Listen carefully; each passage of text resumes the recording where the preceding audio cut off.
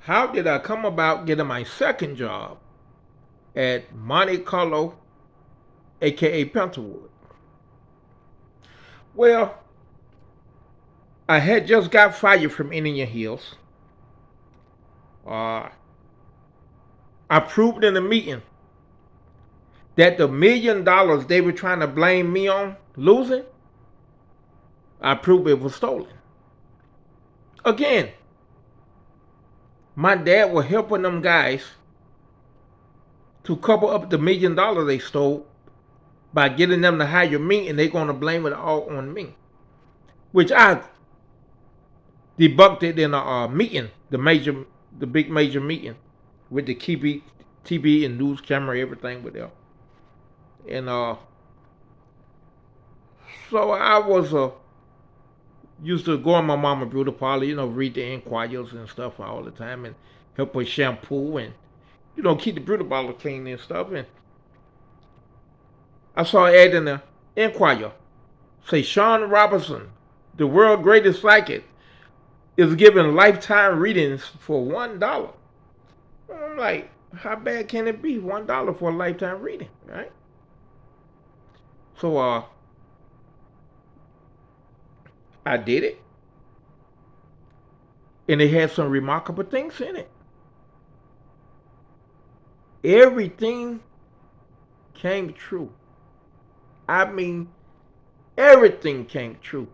And it say in your future, you will meet a man named John, last name P,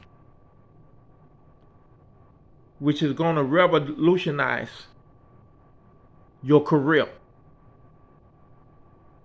by making you one of the greatest to ever walk the face of the earth. Wow, right? And it say before you die, you will manifest. You will be one of the most powerful prophets to ever walk the face of this earth. You will be able to heal millions by visualizing, picturizing, and it will actualize. It will become true. Even over the telephone, even by looking at pictures. You one of the world's greatest prophets, son. And you will manifest before the end, right? So, that seemed awkward to me, Well, the hell, I'm a prophet, and I should have known it was some truth to it because remember, I was raised up talking to angels and ghosts and spirits. But that still was far-fetched to me, and I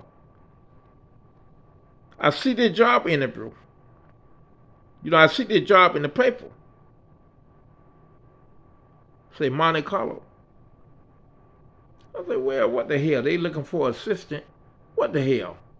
I'll be an assistant, right? I went there, the guy hired me, right? He said, boy, I'm glad I got this job a week before you did. A few weeks before you did. I say, why? He said, your qualification better than mine. We went to the same college. You graduate with a 2.8. I said, yep. He said, well, that means you probably would have got the job before me. Again, the guy didn't understand about the race thing, and the golf being the least minority friendly thing it is. Because I went to the same training they did, so they look at me as normal, and qualified, right? But I became his assistant, and we was a great team. I mean, we was the best team. We were number one in the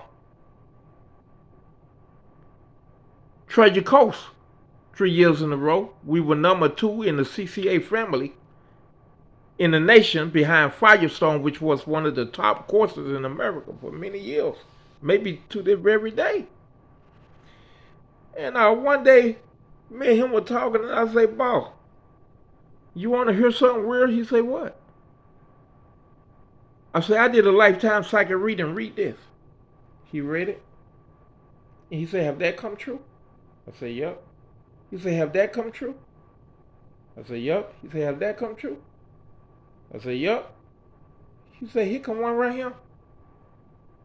on your next job, you will have a boss man named John, last name P. She said, oh my God, how the hell they know that?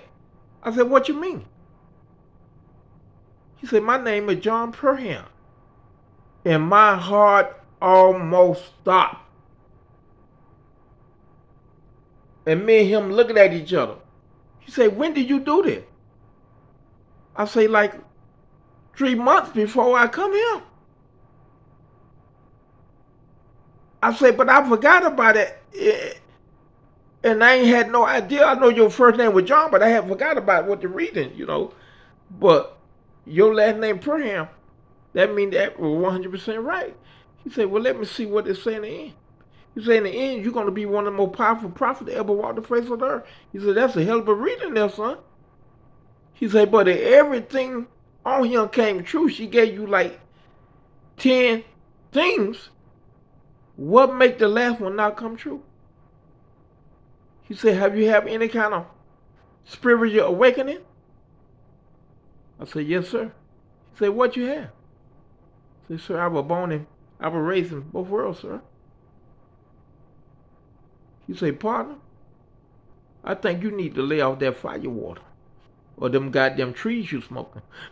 And we bust out of the laughing, you know. And that's how I got my second job, Monte Carlo, a.k.a. Pencilwood. Thank you, and God bless.